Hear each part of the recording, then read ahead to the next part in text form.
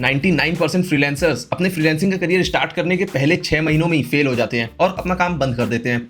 और ये थोड़ा सा ऑब्वियस है क्योंकि वो कुछ बेसिक मिस्टेक्स करते हैं जो कि एज अ बिगिनर फ्रीलांसर्स हमें पता नहीं होती है और अपने करियर के स्टार्ट में वो करना बहुत ज़्यादा ऑब्वियस हो जाता है। तो अगर आप एक बिगिनर फ्रीलांसर है, आपको लगता है कि आपने अभी किधर काम किया नहीं है, आपके पास कोई एक्सपीरियंस नहीं है, अपने वर्क सैंपल्स नहीं है जो कि आप अपने पोर्टफोलियो में क्लाइंट्स को जब रीच आउट करते हैं तो उन्हें दिखा पाएं, और क्योंकि वो वर्क सैंपल्स आपके पास नहीं है इसलिए क्लाइंट आपको काम दे भी नहीं रहा है। तो ये एक तरीके का सर्कल, एक तरीके का लूप बना हुआ है जिसकी वजह से स्टार्टिंग में आपको काम ही नहीं मिलता है। और अगर आप ऐसा सोचते हैं तो आप बिल्कुल सही सोचते हैं, क्योंकि क्लाइंट के पर्सपेक्टिव से देखें तो जब वो एक बिगिनर, एक फ्रेशर फ्रीलांसर के साथ काम कर रहा होता है उसके लिए कुछ रिस्क इन्वॉल्व होते हैं।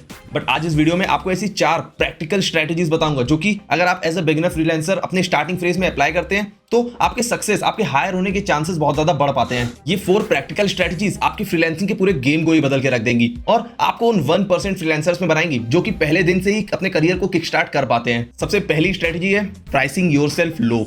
अब आई नो कि ये बहुत जेनरिक सी एडवाइस लगती है क्योंकि हर आदमी बोल रहा है कि जब आप अपना करियर स्टार्ट कर रहे हो तो कम चार्ज करो, आपको ज्यादा क्लाइंट मिलेंगे। बट एक्चुअली आपको कैसे चार्ज करना होता है उसके बारे में सोचना बहुत ज्यादा जरूरी है, क्योंकि अगर आप कम चार्ज करते रहेंगे तो आप शायद अपने टाइम और अपने एफर्ट्स के लिए राइट कॉम्पेंसेशन चार्ज कर ही नहीं पाएंगे। इसलिए आपको स्ट्रेटेजिकली सोचना होगा, आपको प्रैक्टिकली वो स्टेप्स बनाने होंगे कि किस तरीके से आपको क्लाइंट्स के साथ चार्ज करना है ताकि आपको सही कॉम्पेंसेशन भी मिल पाए और आप क्लाइंट के रिस्क को भी कम कर पाए। तो इस पॉइंट को पूरा डिटेल में ध्यान से सुनिएगा। आप जिस भी नीश में फ्रीलांसिंग कर रहे हैं, आप फाइवर, अपवर्क वगैरह इन साइट्स पे जाइए और उन पे देखिए कि बिगिनर फ्रीलांसर सेम इंडस्ट्री में, सेम नीश में काम करने के लिए क्या चार्ज कर रहे हैं, ताकि आपको एक बेस रेट मिल पाएगा, आपको पता लग पाएगा कि मार्केट स्टैंडर्ड्स क्या चल रहे हैं जो नए फ्रीलांसर्स हैं उनके लिए। ना अपने पहले, दूसरे, तीसरे क्लाइंट के लिए आपको वो रेट्स ही चार्ज करने पड़ेंगे, क्योंकि मार्केट में जब सेम रेट चल रहा है और आप ज्यादा चार्ज करेंगे तो अल्टीमेटली क्लाइंट का रिस्क को बढ़ा रहे हैं। But how you have to think of it is कि जब आप अपने चौथे, पांचवें, छठे क्लाइंट पे पहुंचेंगे तो आप सेम रेट चार्ज नहीं कर सकते हैं, क्योंकि आप धीरे धीरे अपनी स्किल्स शोकेस करना स्टार्ट कर चुके हैं। आपने कुछ लोगों के साथ काम किया हुआ है,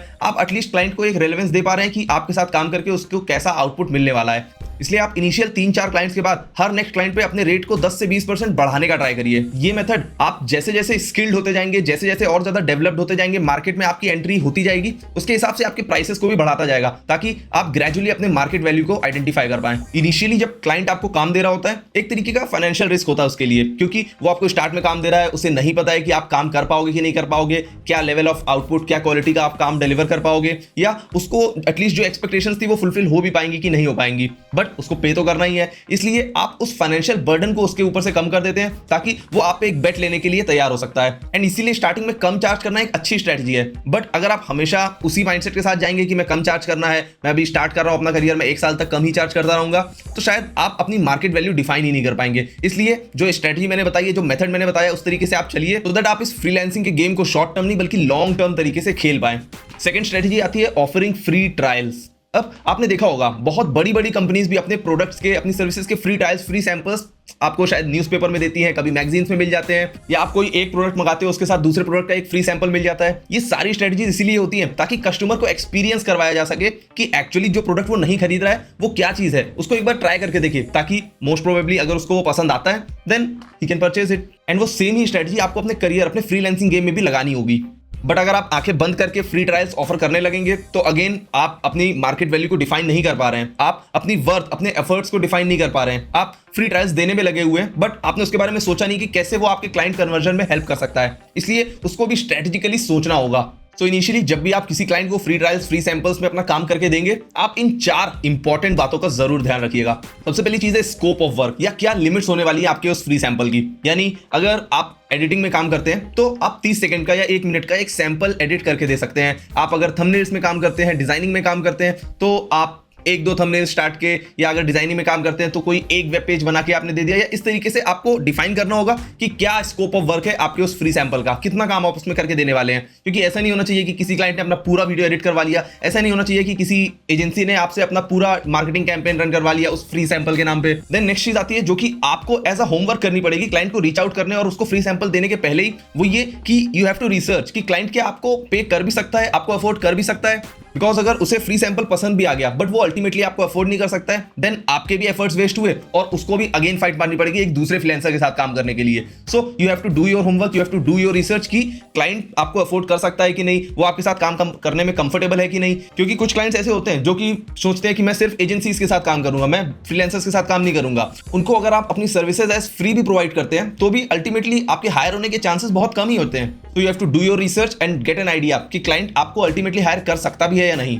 देन थर्ड चीज आती है कि आप उन फ्री प्रोजेक्ट्स में ओवर डिलीवर करने का ट्राई करें, यानी क्लाइंट की एक्सपेक्टेशंस को बढ़ाएं, उनको पता चले कि एग्जैक्टली आप किस तरीके से काम करते हैं। आप जितना फाइट मार सकते हैं उसमें ज्यादा से ज्यादा करने की कोशिश करिए, ताकि क्लाइंट को वो फ्री में किया हुआ प्रोजेक्ट देख के ऐसा ना लगे कि एफर्ट्स पूरे नहीं लगे हैं। अल्टीमेटली जब वो आपके एफर्ट्स को देख पाएगा तभी आपको पे करने के लिए रेडी होगा।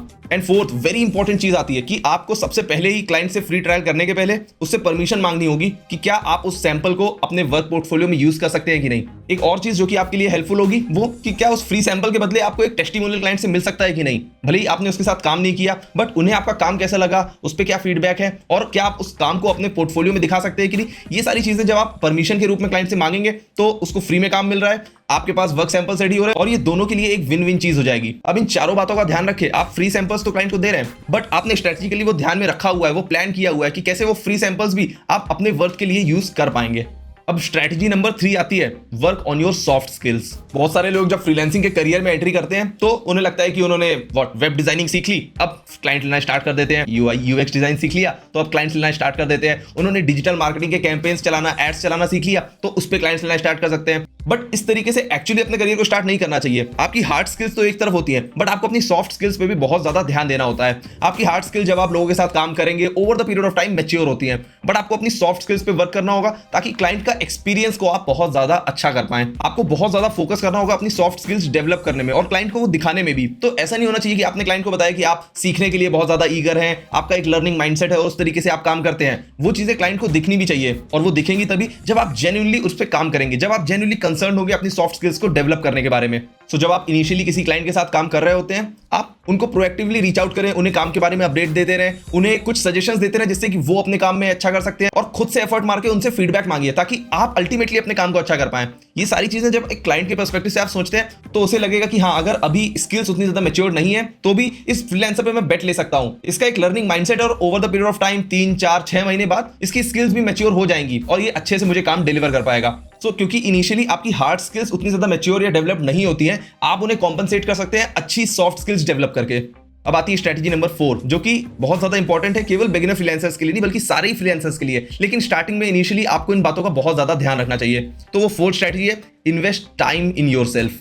कई फ्रीलांसर्स को लगता है कि उन्होंने प्रीमियर प्रो चलाना सीख लिया है या डाविंची रिजॉल्व चलाना सीख लिया है तो अब वो एक एडिटर बन चुके हैं। कई फ्रीलांसर्स को ऐसा लगता है कि उन्होंने स्लैक चलाना सीख लिया है, एपीआईज बिल्ड करना सीख लिया है तो अब वो पूरी तरीके से एक कोडर बन चुके हैं। अगर आप टूल सीखने के बाद सीधा आउटरीच करने पे अपनी पूरा फोकस, पूरी एनर्जी लगा रहे हैं तो आप भी एक गलत स्ट्रेटजी को फॉलो कर रहे हैं। आपको उन टूल्स के मेजर यूज केसेस को समझना पड़ेगा। आपको समझना पड़ेगा कि अगर आपको टूल सीखने आते हैं, अगर आपको वेबसाइट में कोडिंग करना आता है वो एक बात है, बट उस वेबसाइट को आप कैसे ज्यादा अच्छा दिखा सकते हैं, उस वेबसाइट को कैसे लैग फ्री बना सकते हैं, वो सारी चीजों पे वर्क करना इंपॉर्टेंट होता है और वो क्लाइंट के पर्सपेक्टिव से बहुत ज्यादा जरूरी भी होता है। सो उन टूल्स को यूज करने पे टाइम लगाइए। अगर आपके पास अभी स्टार्टिंग में काम नहीं है तो अपने दोस्तों का काम करिए, अपने खुद के लिए काम करिए, खुद के वीडियोस एडिट करिए, खुद के लिए वेबसाइट्स बनाइए, अपने घर वालों, अपने नेबर्स के लिए वेबसाइट्स बनाइए, अपने फ्रेंड्स के लिए वेबसाइट्स बनाइए, उनके लिए डिजिटल मार्केटिंग कैंपेन्स चलाइए। जो भी चीज में आप फ्रीलांसिंग कर रहे हैं उससे रिलेटेड काम आप अपने जानने वाले लोगों के लिए करिए, अपने खुद के लिए करिए, ताकि अल्टीमेटली आपको उन टूल्स को यूज कैसे करना है, क्या यूज केसेस उनके बनते हैं, उससे क्या रिजल्ट्स आप क्लाइंट्स के लिए जनरेट कर पाते हैं या अपने दोस्तों के लिए जनरेट कर पाते हैं, वो सारी चीजें आपके एक्सपीरियंस को बिल्ड होने में हेल्प करेंगी।